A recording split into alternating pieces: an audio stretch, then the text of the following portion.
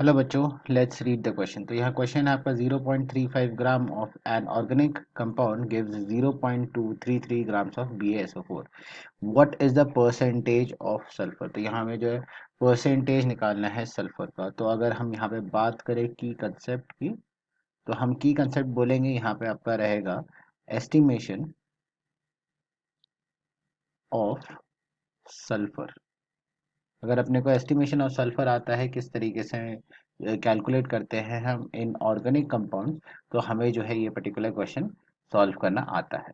तो चलिए इसमें देखते हैं कि कैसे निकालते हैं। तो यहाँ पे हम सबसे पहले अगर हम बात करें परसेंटेज ऑफ सल्फर की, तो ये क्या होगा, आपका जो टोटल वेट ऑफ सल्फर है वो रहेगा डिवाइडेड बाई आपका जो है total weight of organic compound multiplied by 100% रहेगा।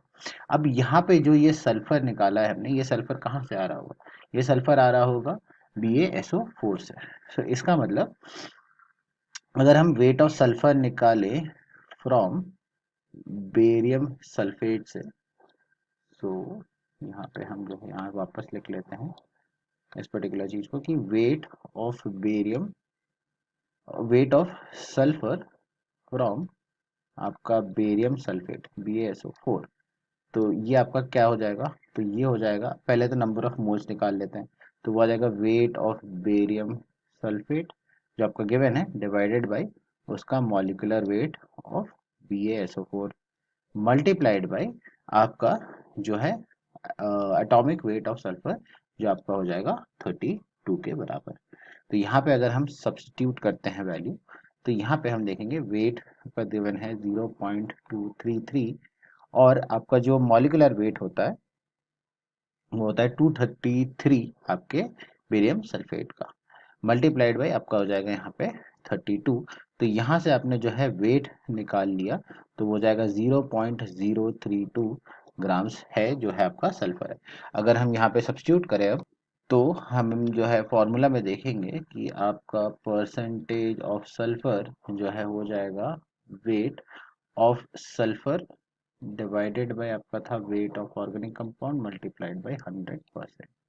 तो यहाँ वापस से यहाँ सब्स्टिट्यूट कर लेते हैं, तो ये आ जाएगा आपका 0.032 ग्राम्स के बराबर, और आपका यहाँ पे इसका डिवाइड हो जाएगा ये आपका 0.35 के बराबर, और जो है यहाँ पे आपका हो जाएगा यहाँ पे मल्टीप्लाई बाय 100। तो यहाँ से अगर आप कैलकुलेट करोगे परसेंटेज, तो ये अप्रॉक्सीमेटली आपका जो है 10% के आसपास आ जाएगा। यहाँ पे हम जो है आप प्रॉपरली कैलकुलेट करोगे तो 9 पॉइंट समथिंग आता है, बट हम अप्रॉक्सीमेट करेंगे 10% के, क्योंकि हमें ये रियलाइज करना है कि ये जो है आंसर दिया है आपके ऑप्शन बी में, द क्लोजेस्ट वैल्यू है ये आपका, और अप्रॉक्सीमेट वैल्यू है आपका जो गिवन ऑप्शन है। तो यहाँ पे ऑप्शन जो है देख लेते हैं, तो ये है आपका ऑप्शन बी, यहाँ पे 10%। बाकी जो ऑप्शंस गिवन है वो सारे के सारे जो है आपके काफी ज्यादा दूर है 10% से। So I hope you have understood the solution well.